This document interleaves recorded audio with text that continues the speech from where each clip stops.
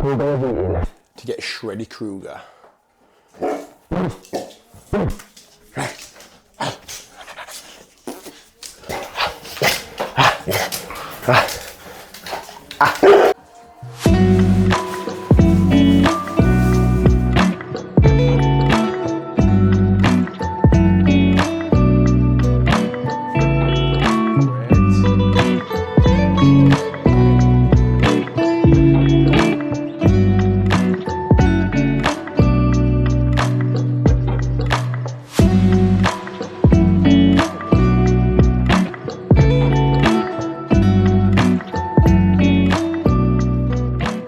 Obviously start the day with a coffee because I'm a normal human being, but we're in the process of waiting for our new house to be built.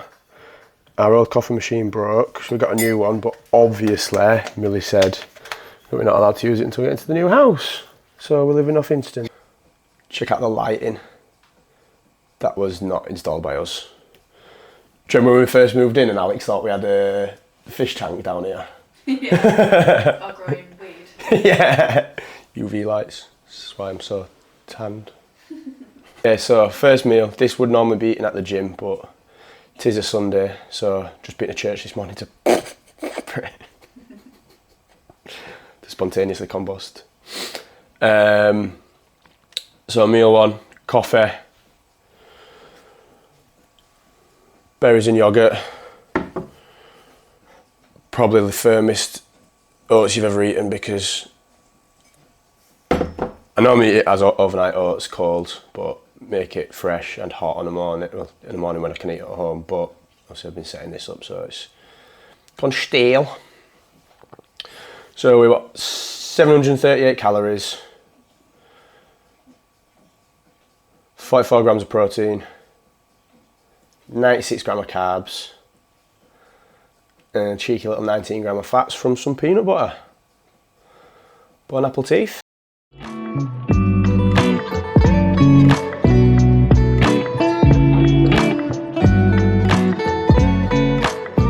Also, I am that pedantic. I would say especially in prep, but just all the time when I'm weighing food out, I will literally go to the exact gram. Just assembling my post-workout meal.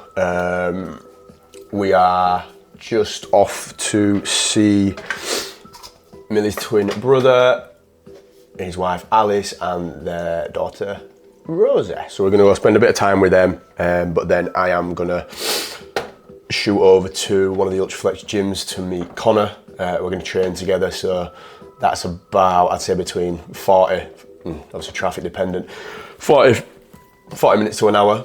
M62 Sunday, it shouldn't be too bad. So we're going to fly over there. Well, I'm going to meet him over there. We're going to train together. So I will need my post-workout pretty much straight away after training. So we'll put that together now, and then I'll show you that after the session. Right, meal numero uno. No, dos. Pre-workout. I'm gonna set off in a sec, but I'm gonna start eating now, and then definitely not gonna be eating while I'm driving. What were 100 grams of cream of rice, 40 grams of whey, and a load of salt.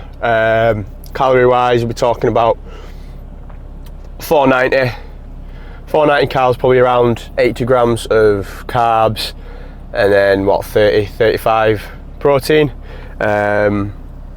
Just yeah, I'll eat this as I'm driving over. So I'm saying it's about a 40-minute drive, and then we'll go for, I think we're training back, hopefully. Connor wants to hit a bit of hams as well because I need to bring my hamstrings up, so it'll be a posterior day. We'll get some footage of the session. Obviously this is more of a food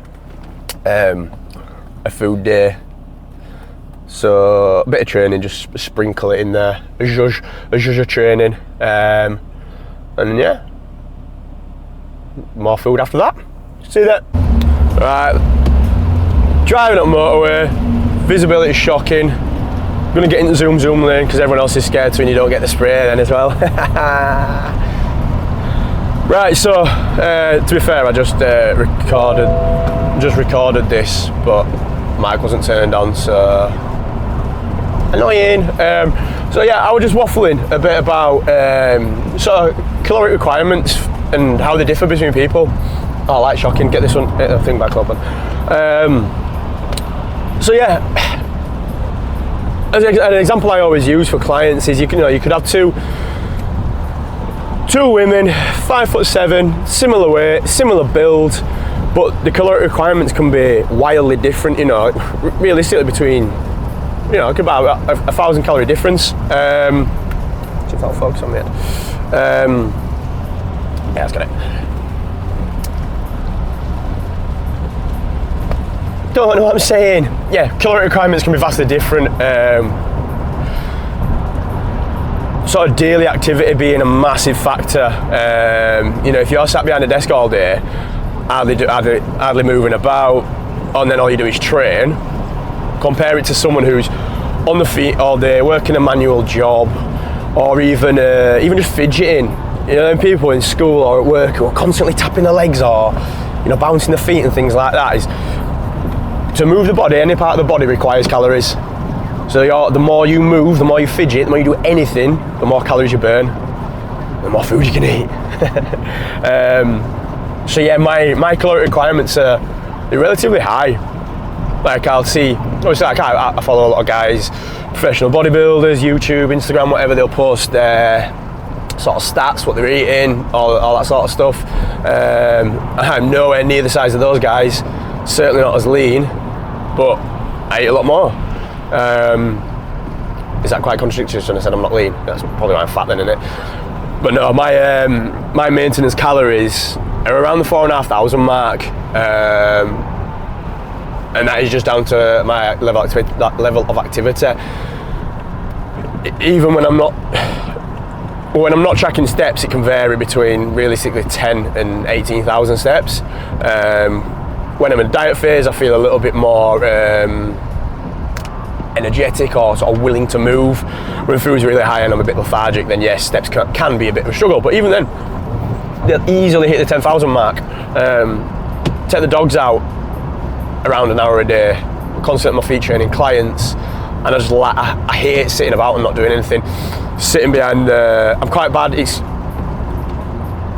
quite contradictory. So I like to focus, get things boxed off, and sit on my laptop, get all my clients' check-ins and stuff done.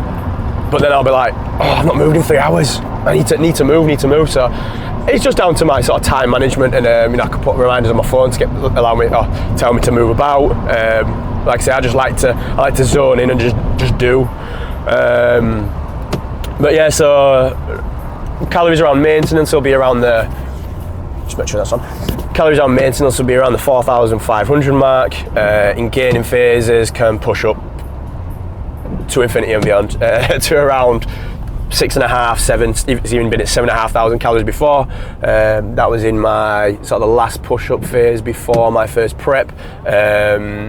Yeah, my coach, he was awesome for just driving food up. Obviously, the position I was in, it's like, get as much food in this kid as possible, like, he needs to grow. And like, at that amount of food, like, it did become quite a chore. It was difficult. So now, yeah, now in a diet phase, we're 10 minutes out. In a diet phase now, training days, I am on around 3,900 calories. On non-training days, I drop that right down to 3,000. Reason being, quite a difference there in calories for training days and non-training days. That's not to say that I'm going to be burning 900 calories in a session. Whoa, see you. I mean, to be fair, like my legs and arm days, that's a massive session, so it probably burning upwards of 900. It goes on forever. But I want to keep food on training days as high as possible to perform as well as I can. Now I want to be progressing as much as possible. It's just teetering on it. I want to be progressing as much as possible throughout this prep, and obviously when it gets down to the nitty gritty, when it gets really close to the end, yeah, performance is going to take a dip. But until then, I want to be training hard. I want to be progressing my lifts, just progressing in any way I can. And the best way to do that is to eat. Fuel your sessions, plenty of carbs, especially on training days. Am I in the wrong area? P159, yeah, I am. Cut this guy up again. But then on non-training days, I quite welcome the feeling of being hungry. I've been in a gaining phase, obviously on and off with some little mini cuts and stuff in there, for nearly 18 months since the last show. Like, eating can become a chore at times. Churros, eating churros. Eating can become a chore. So yeah, like I do welcome the the feeling of hunger. And I know that I don't need that amount of calories because, alright, yes, I'm on my feet, I'm moving, I'm walking the dogs and stuff, I'm obviously getting my cardio in, a bit of abs, but I don't need, if I have to drag myself through an ab workout, not hard, is it? As opposed to dragging yourself through a big leg session, a big back session or whatever. Don't need that same amount of fuel on those rest days, and obviously my protein intake is where it needs to be to recover, to repair. And yeah, then the rest of it is essentially getting away with as little food as I can. Still within reason, obviously still being sensible. I want to be in an aggressive deficit, but not such an aggressive deficit that I end up losing muscle tissue. So it's just finding that sweet spot. I'm a little bit further forward there than I'd like to be. So yeah, this week, still not been feeling great. I've been back training a little bit, just kind of ticking through, getting a pump, focusing on blood flow. I need to watch my speedy because I think I got a flash the other day. I was waiting for a speeding fine to come through. Sound. Yeah, just sort of ticking through my sessions, still managing to get some cardio in. But now I'm feeling back to about 90%, but I think I'm just going to go balls to the wall, to be honest. Because time waits for no man. Oh my God, so many red lights! So I still managed to lose 2 pounds, so I shouted then. Still managed to lose 2 pounds this week, which is good. But I think because of how good the week prior was, it's like it's not as good, is it?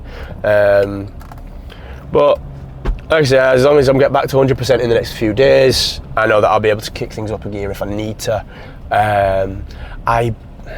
I believe I'm about 9 weeks out, and obviously that lack of knowledge isn't to say that it's down to a disinterest in me wanting to compete. I'm buzzing for it. I genuinely cannot wait. I'm giving it my all, but like I'm just not stressing about stuff.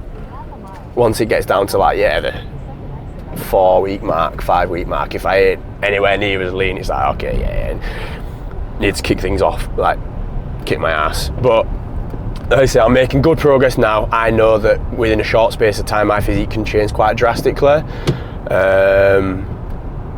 So hopefully that'll happen within the next few weeks. And I'm playing it by ear as well. Like I say, if halfway through a week it's like, right, I know that I'm not going to be progressing by the end of the week, I'll make my changes then, rather than obviously as most people who are coached, they have to wait for that check-in for then the coach to implement changes, and it's the plan's ever changing anyway. It's just I'm able to get in there early, but not do things because I'm worried that I'm not making progress. I do know my body. I know the changes that are going to make me, what I should be seeing from the changes made. But yeah, like I say, I'm here to enjoy this process now. I'm going to have some fun. I am going to get as lean as possible. Like, even if I don't come on into that first show looking absolutely peeled out of my mind, as long as I look appropriately lean, then I'm going to be happy, and I can just pull things back for the second show.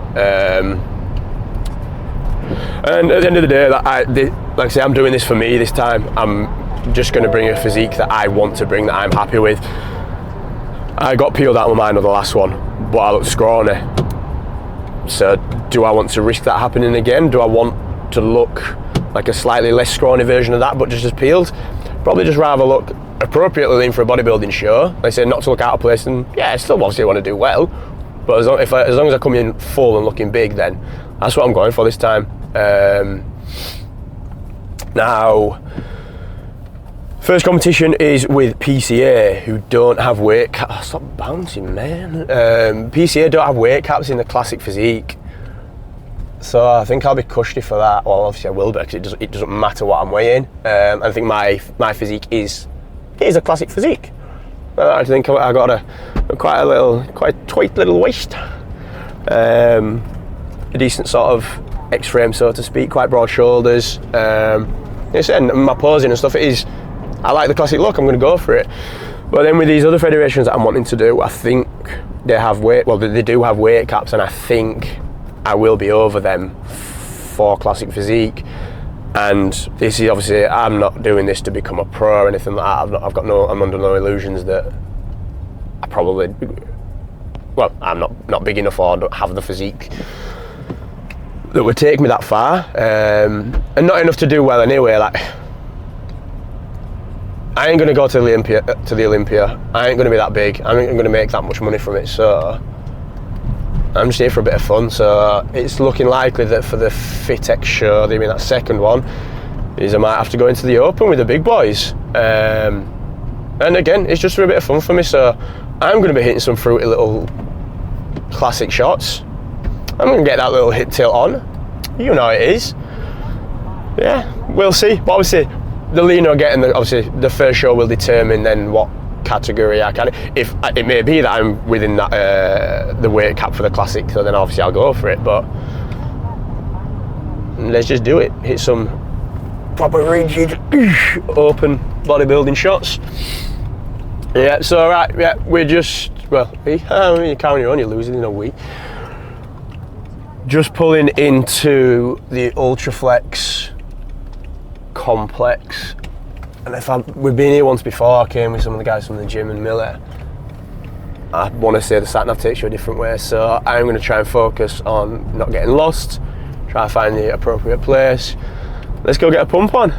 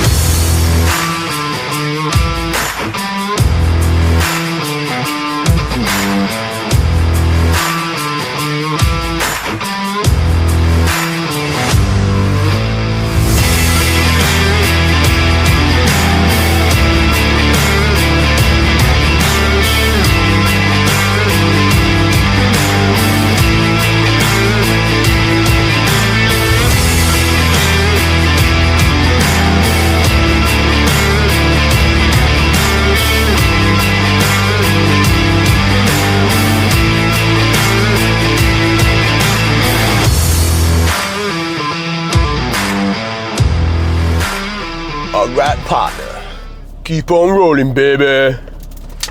Session done with young Connor. Probably just seen a fantastic montage of our training. Oh, that's going to fall in. Now I am just post-workout meal. So intra workout in a 1.5 litre bottle of your finest Yorkshire tap water. I mix 100 gram of carb powder, which equates to roughly about 100 grams of carbs. I think it's just shy. It's applied nutrition Carbex. Yeah, 100 gram of cow powder and 15 grams of EAAs, just for a little bit of flavour.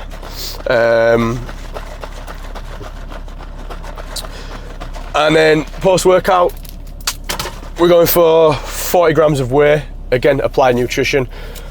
I have a slight lactose intolerance, so too much of standard whey can have. Why am I doing that? That's so rude.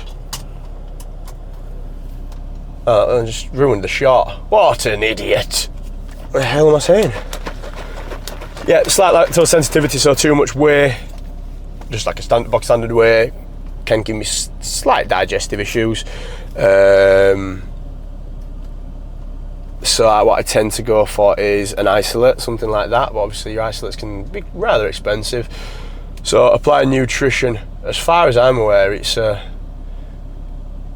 is it an isolate and a hydrolyzed? I think it's like an isolate and hydrolyzed mix, something like that. It just sits really well, so I have it, and it's not that much more expensive than others. 40 grams of whey, and then the only reason I actually work out is to enjoy a bagel with jam post-workout. Obviously nicer when it's toasted fresh, but it's a spot. Sesame, raspberry jam. I've said it before and I'll say it again. Strawberry jam is bottom tier. You need to grow up if you're eating strawberry jam. Right, next one, going in. So, rice-based meal, only one of the day. Because, to be honest, I'm not actually that... I've got to be in the mood for rice. Obviously, it's in pretty much every day, but I'm not asked for the typical bodybuilder, multiple chicken and rice meals a day. Prefer me tatties or other carb sources, to be honest. Potatoes. So, yeah, this meal, about 670 calories. What meal is it actually? Meal 2? Is it on here? Yeah. So yeah, 670 calories. We're talking about 55 gram of protein, 96 grams of carbs, and a smidge of fats, 7 grams. So we've got rice, chicken, and pickled red cabbage in there. Yes, the pineapple's warm. Yes, it tastes better cold. It's a little bit weird hot. Yes, I do eat pineapple on pizza. Deal with it. Then we've got these nori sheets as well. So it's seaweed, essentially. What normally come on the outside of sushi, little sushi rolls. I really like them.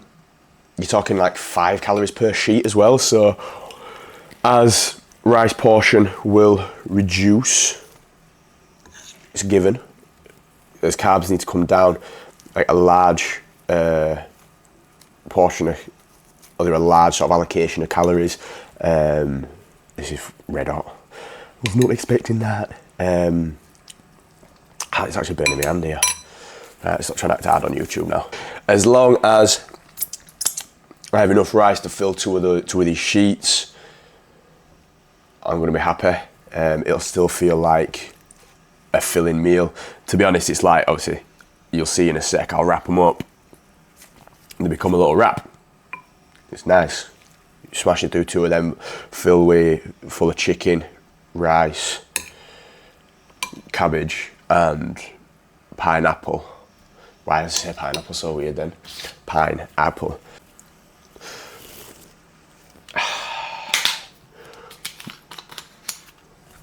Mug. Fuming. Right. Everyone always goes on about tasting difference between full fat Coke, Diet Coke, everything. Lighter than light mayo. The mayo for me is probably the only one that I'm I can actually taste that much of a difference in. And obviously you've got like your reduced fat, reduced salt and sugar, ketchups and stuff. Like, I ain't tasting that much of a difference in that. I'm not a brand snob, but mayo, obviously, that's the only thing that I think has a noticeable difference in. But diet life.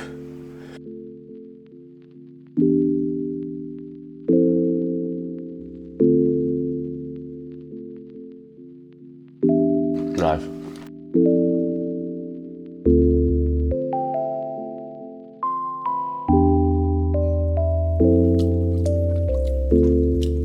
Always an empty plate / bowl.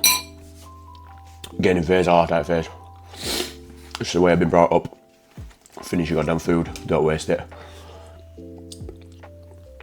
One of my clients, Kitty, you know who you are, as we're trying to push her food up as much as possible, sends me a picture of, say if she's gone out for food, whatever, send me a picture of what she's eating, send me a picture of a finished plate. Sent one the other day, like 3 beans left on it. Why would you leave 3 beans? Comment down below if you think Kitty's a psychopath for leaving 3 beans on a plate. Second to last one going in. We have got 400, well, there's 800 grams of potatoes in there, but that's for 2 days. So 400 grams of potatoes. Some batch cooked, essentially just some chili type of vibe. Minced beef, beans, passata, some spices. Microwave that. That'll be done when potatoes are done. Talking about 730 calories, 50 grams of protein, 100 grams of carbs, and about 11 fats, 5% lean minced beef in there. I think me and Millie are gonna watch a film and chill the evening.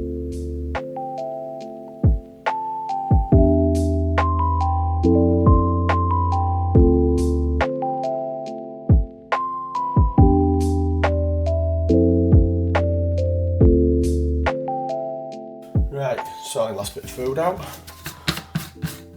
I might go got bombed anyway. So, just a little bit of food to finish, although I am pretty hungry. Just gonna have a shake. 2 corn cakes and a bit of peanut butter.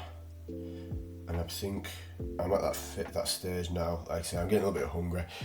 I said earlier in the video, obviously with my slight lactose intolerance, I have to have more like isolate way, but it don't mix up well into a paste. But I think it's one of them, like a little bit a day, in terms of lactose, in terms of normal way. So I think I'm gonna have to invest in some Perform, because it tastes incredible and then mix into a paste exceptionally well. Calorie and macros gonna come in here. I'll see you in the next one. Peace.